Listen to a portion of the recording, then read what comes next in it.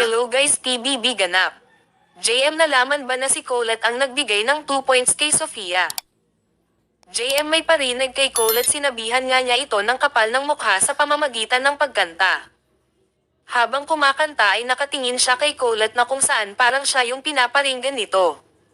Habang nakatingin si Colette ay tumaas naman ang mata ni JM na parang alam din ni Sofia na trinidor siya.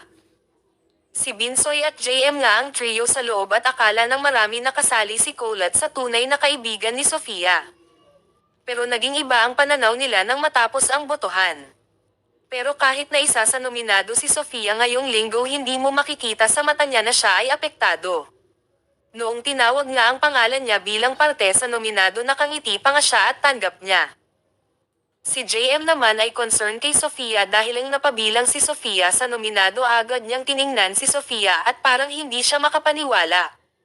Kayo ba guys, susuportahan niyo pa ba ang Jamefiang?